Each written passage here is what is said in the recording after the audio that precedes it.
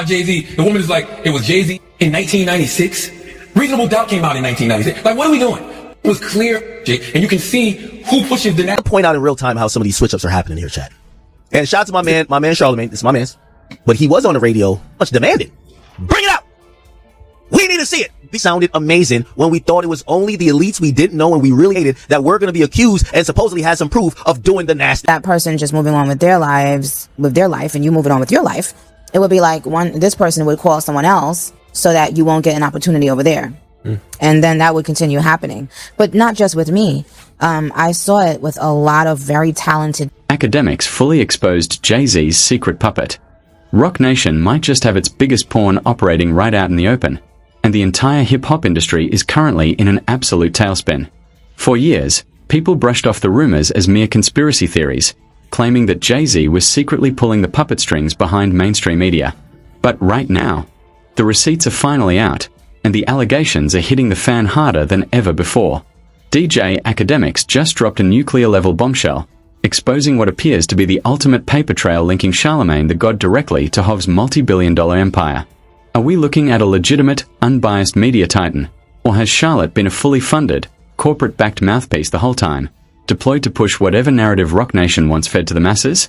The sudden switch-ups, the defensive rants, the silent treatment given to rival artists, it all suddenly makes a terrifying amount of sense. When documents surfaced and the pressure turned up, the masks completely slipped off. Is this the definitive proof that independent hip-hop journalism is dead, bought out by the highest bidder behind closed doors? Let's take a deep dive into the legal filings, the secret casino deals, and the explosive accusations to see if Charlamagne is truly the compromised figure everyone is now claiming he is. Over the last few years, the whispers surrounding Hov and the inner workings of his massive corporate umbrella have grown into an absolute roar. One of the primary narratives that figures like Nicki Minaj have been shouting from the rooftops is that Jay-Z uses his immense leverage and deep-rooted industry connections to secretly run the game from behind a velvet curtain. The allegation is simple yet sinister.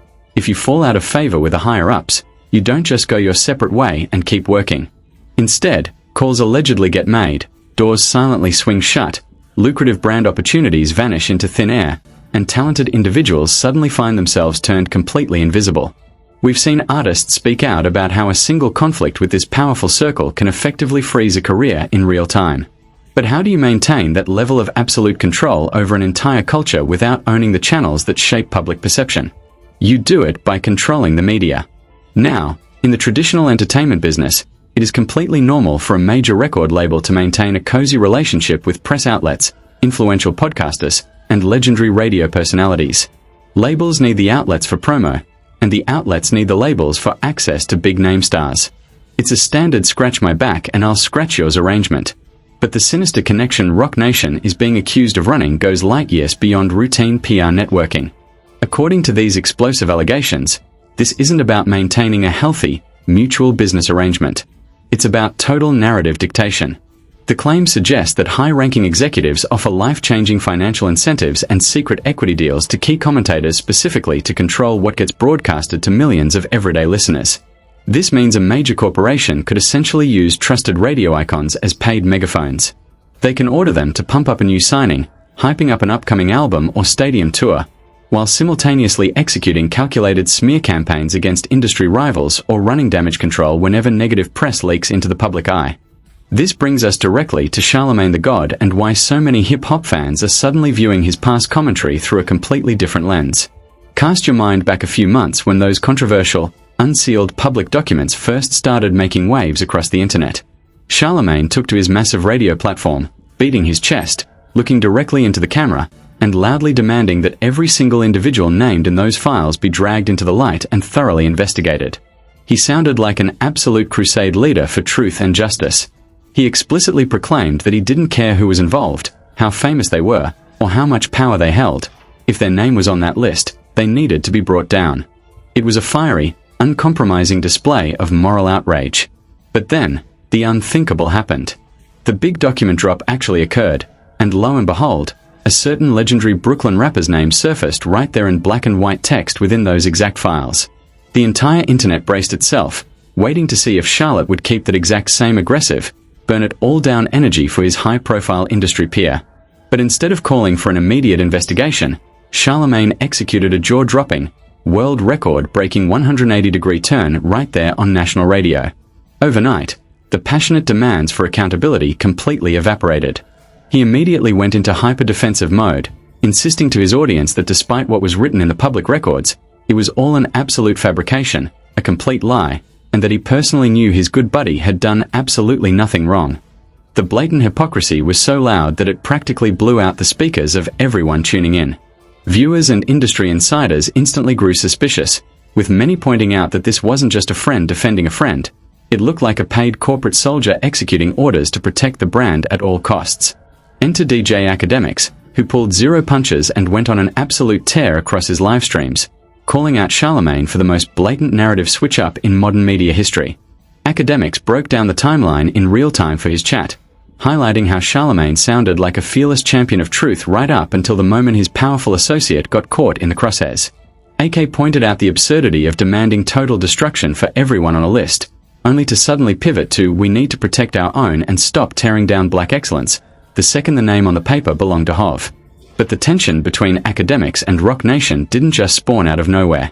AK has his own personal battle lines drawn with a label after claiming he was dragged into a grueling legal deposition process that he felt was nothing more than a high-priced corporate intimidation tactic designed to silence him. According to AK, this entire saga exposes how the label operates.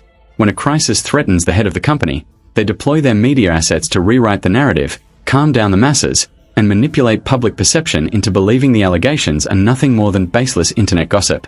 When you have one of the most recognizable voices in hip-hop radio actively shutting down suspicions and telling millions of casual fans that there's nothing to see here, it works.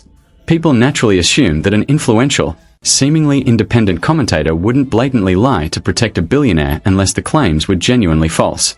That is the terrifying power of hidden media manipulation. When confronted with these heavy accusations, Charlamagne predictably scoffed at the claims, repeatedly insisting on air that he is nobody's puppet and certainly isn't on any secret corporate payroll. But let's be entirely honest here. What else is a compromised figurehead supposed to say? No media personality in human history is ever going to sit in front of a microphone and admit that their opinions are bought and paid for by a shadow board of directors. To do so would instantly destroy every shred of credibility they have left. Up until recently, all of these accusations were treated as wild speculation, petty internet beef, and unverified industry gossip. People argued that while the circumstantial evidence looked suspicious, there was no actual paper trail proving that Charlamagne had a secret financial anchor tying him to Jay-Z's executive team. But all of that changed in a single live stream when DJ Akademiks brought out the receipts, pulled up official state filings, and dropped a paper bomb that sent shockwaves through the entire culture. During an intense broadcast, Akademiks produced official government paperwork regarding a massive, high-stakes commercial proposal in New York City. We are talking about the highly contested, multi-billion-dollar proposal for a luxury casino and hotel complex right in the heart of Times Square, a monumental deal spearheaded by Rock Nation alongside major real estate and entertainment giants. As AK began scrolling through the official state filings to examine the registered ownership group, he bypassed the standard corporate CEOs, the chief financial officers, and the corporate partners until he landed directly under the official Rock Nation banner. And right there, legally listed alongside high-profile executives and major celebrities, was the official legal name, Leonard McIlvey, known professionally as Charlamagne the God. Not as a separate third-party vendor, not as an independent media partner, but explicitly categorized as an official partner riding directly under the Rock Nation corporate umbrella. Akademiks instantly blew a gasket on stream, shouting to his viewers that the ultimate smoking gun had finally been uncovered. The official paperwork submitted directly to the New York state government showed that Charlamagne wasn't just an admiring fan or a casual acquaintance of Hov. He had a direct, legally documented financial stake tied to one of the biggest commercial real estate proposals in modern American history. To truly understand the gravity of this revelation, you have to realize the sheer astronomical volume of wealth at play here. A multi-billion-dollar casino operating in Times Square isn't just a standard business venture. It is a generational money printer capable of generating tens of millions of dollars in passive revenue for its legal partners every single year. If that proposal had gone through, Charlamagne would have likely transitioned from a highly paid radio host into the very first billionaire radio personality in history, soaring into an entirely different financial stratosphere. When that level of life-changing, absurd wealth is placed on the table, the entire picture suddenly becomes crystal clear. If a powerful corporate entity offers you a golden ticket to absolute, unprecedented wealth, you are no longer an independent, objective journalist. You are fundamentally bound to that entity. You are legally, financially, and morally obligated to protect the brand, shield the executives, and mercilessly crush any narrative that threatens to derail the multi-billion-dollar gravy train. When Jay-Z's name surfaced in those controversial documents, Charlamagne wasn't just defending a fellow hip-hop icon. He was actively defending the public image of the primary architect behind the very deal that stood to make him a billionaire. He looked at those documents and realized that if the figurehead fell, the casino deal fell, and his golden ticket to ultimate power would burn to ash right alongside it. This financial anchor also casts a massive spotlight on why Charlamagne's long-standing industry feuds have played out so aggressively over the airwaves over the last decade. Take his notorious, bitter fallout with Nicki Minaj, for example. For nearly 14 years, one of the biggest female rappers in the history of music has been completely absent from the Breakfast Club, once considered the mandatory stop for any superstar artist on a promo run. Whenever her name is brought up on the show, the tone instantly shifts to passive-aggressive jabs, subtle dismissals, or outright negativity. Nicki has openly called this dynamic out on multiple occasions, tweeting fiery statements pointing directly at Charlamagne's allegiance to Roc Nation.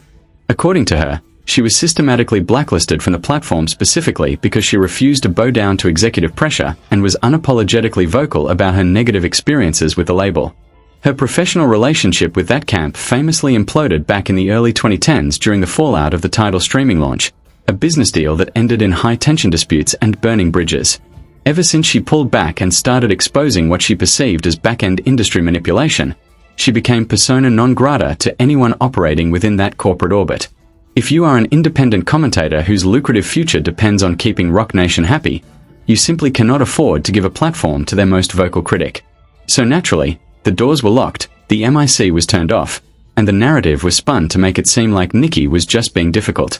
Now, to maintain total objectivity here, we also have to look at the other side of this media war, because DJ Akademiks is hardly a neutral bystander floating above the fray.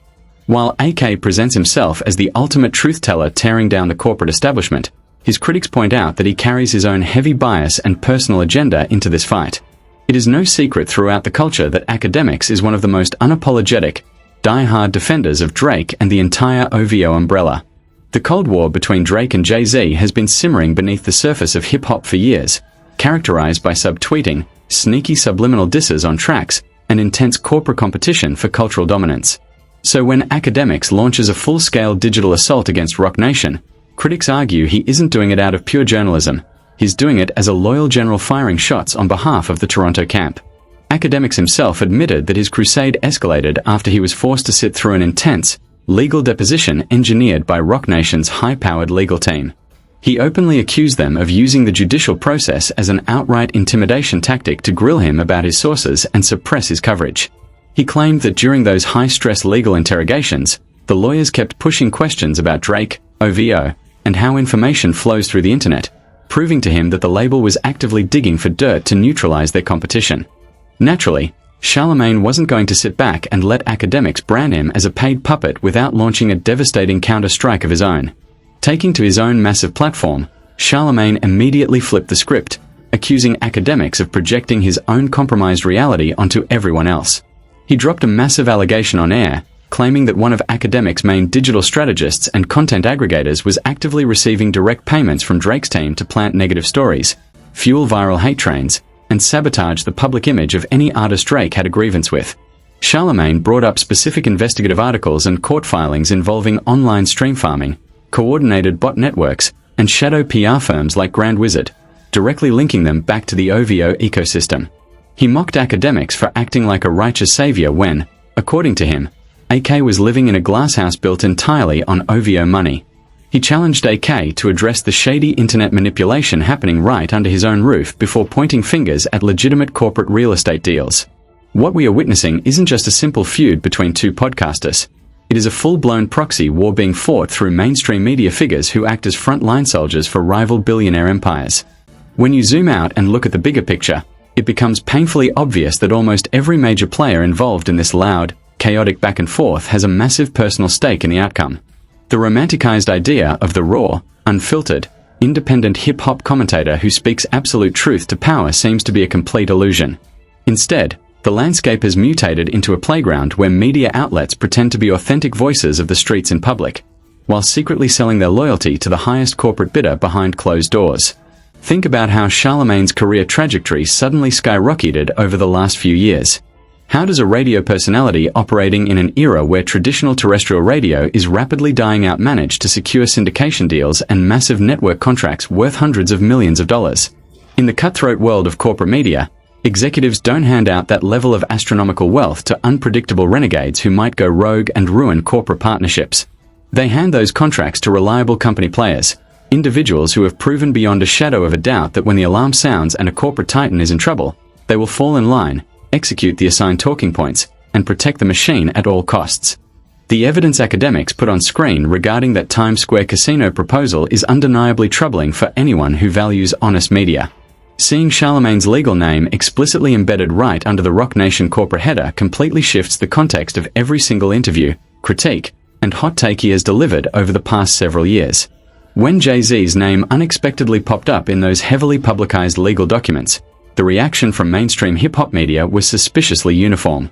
Almost overnight, major blogs, radio hosts, and digital commentators rushed to release statements, break down videos, and write articles assuring the public that there was absolutely nothing to see here, dismissing the filings as a total misunderstanding or a baseless hit piece. Realistically speaking, none of those commentators had access to the private evidence or first-hand knowledge to verify his innocence with 100% certainty. Yet, they defended him with an aggressive, unyielding certainty that defied basic journalistic standards. Why?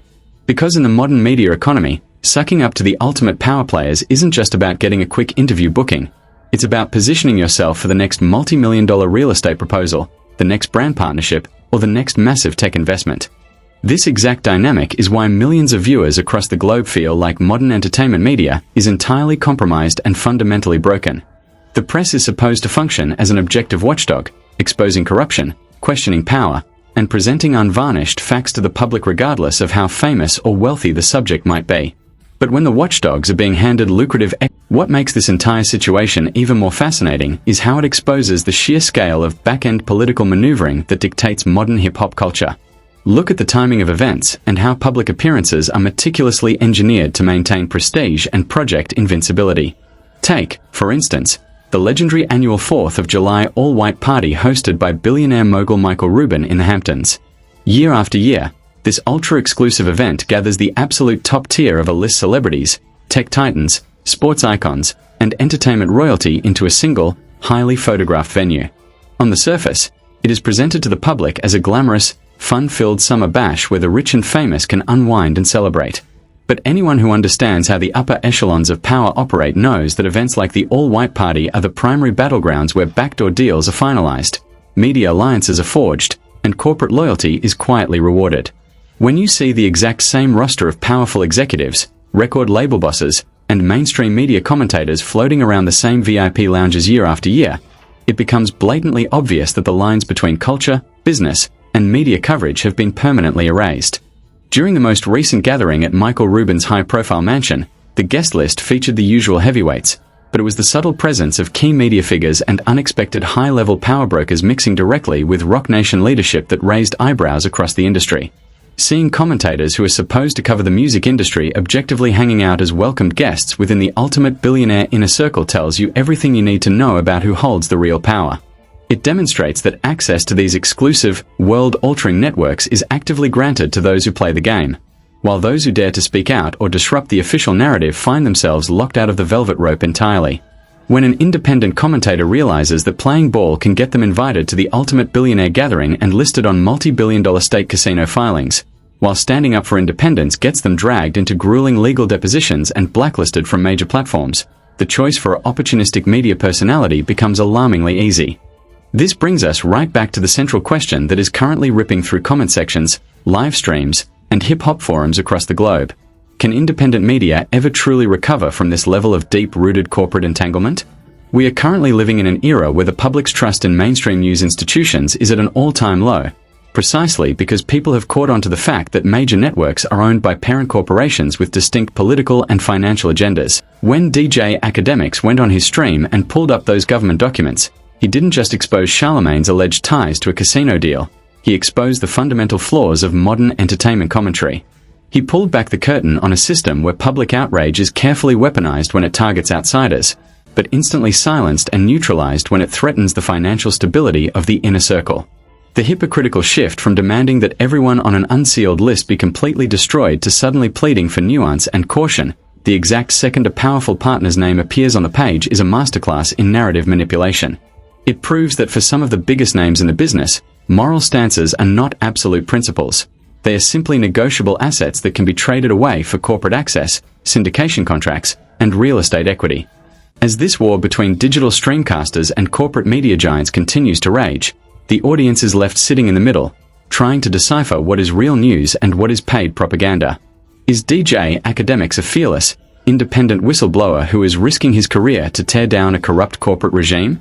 Or is he simply a brilliant digital strategist firing shots on behalf of his own powerful allies while distracting from his own shady network connections?